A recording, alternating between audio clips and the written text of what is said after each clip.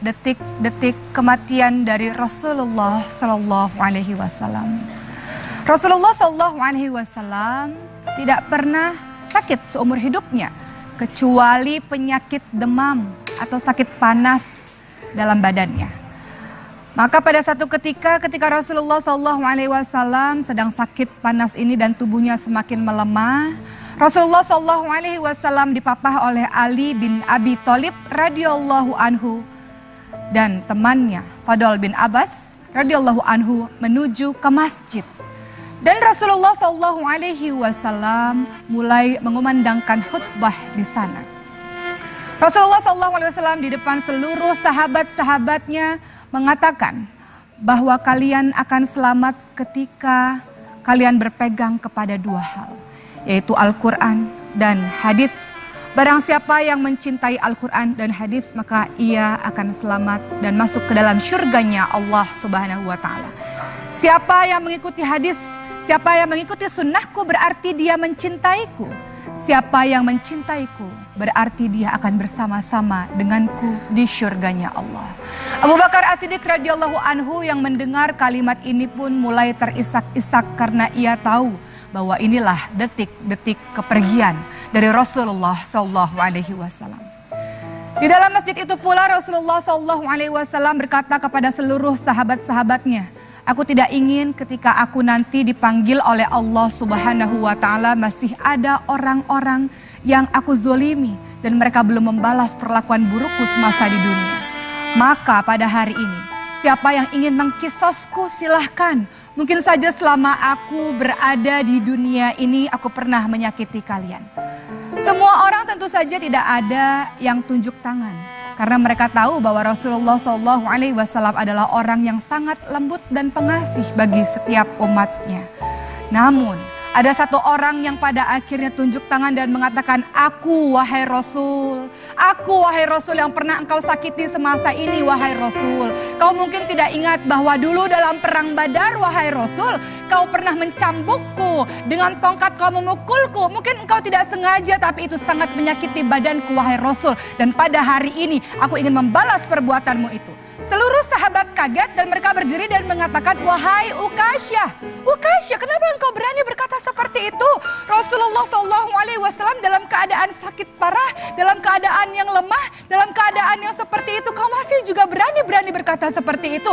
Kalau begitu pukul saja kami, kata Abu Bakar. Kalau begitu cambuk saja kami, kata Umar. Kalau begitu lakukan saja pada kami, kata Ali dan seluruh sahabat-sahabat lainnya. Namun apa kata-kata Ukasyah? Tidak. Aku hanya ingin memukul Rasulullah sebagaimana Rasulullah pernah memukulku, pernah mencambukku. Maka Rasulullah Sallallahu Alaihi Wasallam dengan suara yang sangat parau karena pada saat itu beliau sakit demam dan sangat letih dan sangat lemah mengatakan, wahai sahabat-sahabatku, duduklah. Tidak apa-apa. Biarkan ini menjadi kisos bagiku karena aku pernah tidak sengaja memukul Ukasyah. Seluruh sahabat-sahabat pada akhirnya, tidak Rasulullah, tidak mungkin kami membiarkan tubuhmu yang suci ini dipukul oleh Ukasyah. Ukasyah adalah sahabat Rasulullah yang meminta kepada Rasulullah masuk surga tanpa dihisap dan Rasulullah SAW mengatakan itu, mengiyakan itu. Namun Ukasyah berani-beraninya memukul Rasulullah. Kemudian ketika Rasulullah SAW membuat badannya seperti ini dan kemudian pukullah saya wahai Ukasyah. Apa yang dikatakan oleh Ukasyah? Tidak cukup wahai Rasul.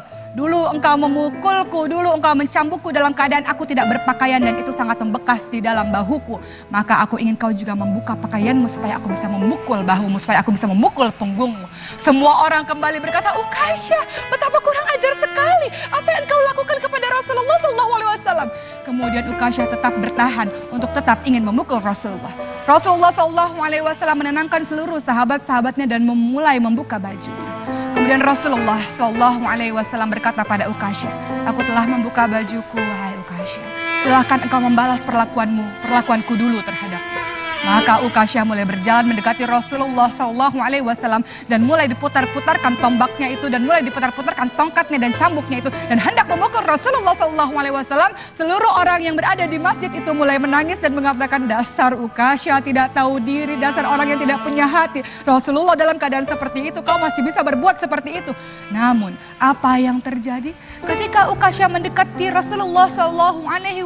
Ukasyah melempar tombak itu, Ukasyah melempar cambuk itu, kemudian Ukasyah langsung memeluk Rasulullah SAW dan mengatakan, tidak mungkin wahai Rasul. Tidak mungkin aku melukaimu wahai Rasul.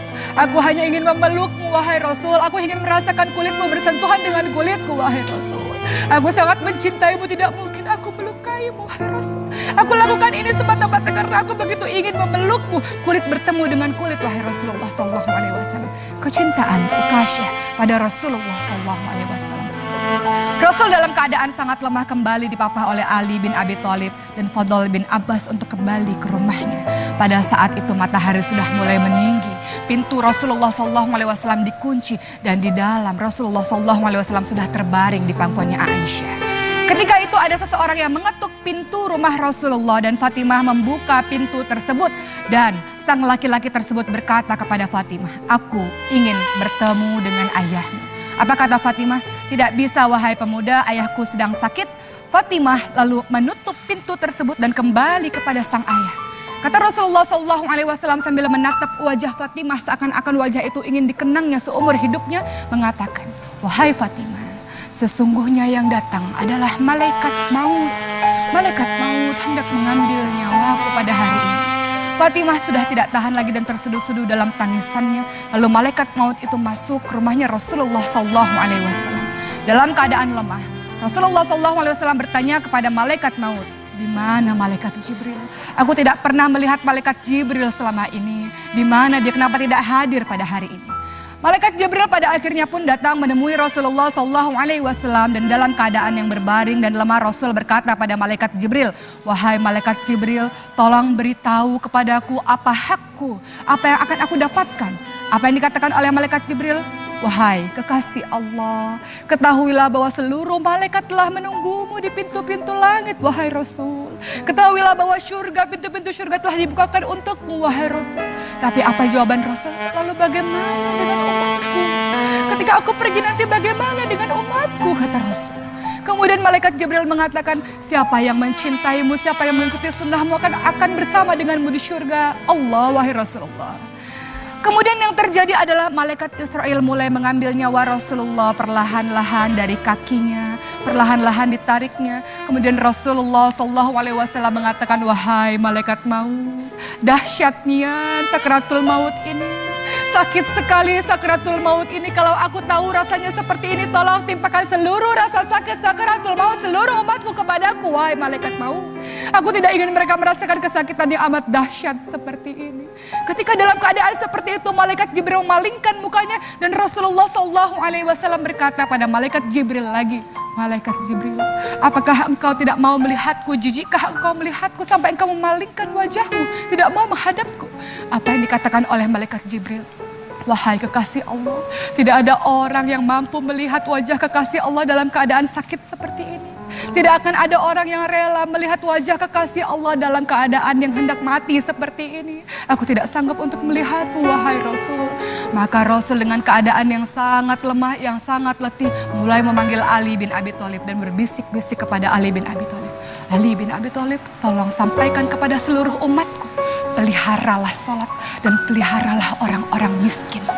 Dalam keadaan mulai satu persatu nafas Rasulullah SAW tersengal-sengal dan seluruh orang sudah mulai menangis. Rasulullah berbisik dengan lemah, umati, umati, umati, umati, umati, umati.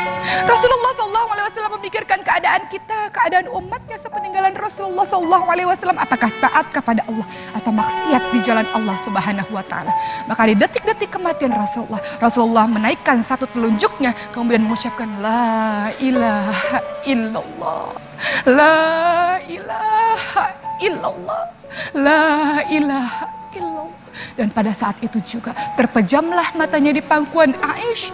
Seluruh orang menangis dan kemudian kabar matinya Rasulullah SAW mulai tersiar di seluruh penduduk Madinah. Dan semua orang menangis terseduh-seduh, tersayat hati mereka karena kepeninggalan Rasulullah SAW. Umar bin Khattab radhiyallahu anhu yang mendengar kisah ini pun mulai mengambil pedangnya dan mengacungkan pedangnya dengan perasaan marah. Ia mengatakan, siapapun yang mengatakan Rasulullah mati akan aku penggal lehernya. Siapapun yang mengatakan Rasulullah telah wafat akan aku bunuh dia. Rasulullah tidak wafat. Rasulullah hanya kembali bertemu dengan Allah. Setelah itu kembali lagi bertemu dengan kita. Rasulullah hanya seperti Nabi Musa saja yang bertemu dengan Allah. Setelah itu kembali lagi pada umatnya. Jangan sekali-kali kalian mengatakan Rasulullah mati. Begitu kata Umar.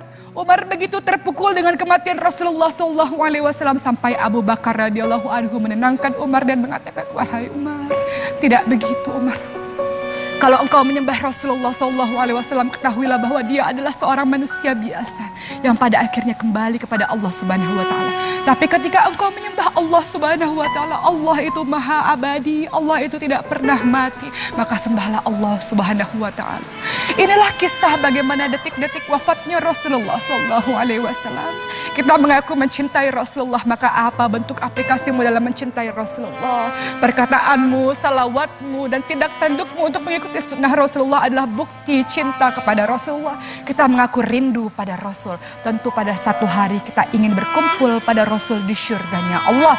Mudah-mudahan kisah kematian Rasulullah ini menjadi satu pembelajaran bagi kita untuk senantiasa ingat mati. Dan secerdas-cerdas orang, kata Rasulullah, adalah mempersiapkan perbekalan untuk menyambut kematian kita, untuk pada akhirnya bertemu dengan Allah sang kekasih abadi dan Rasulullah SAW. Mudah-mudahan bermanfaat. Terima kasih. Wassalamualaikum warahmatullahi wabarakatuh.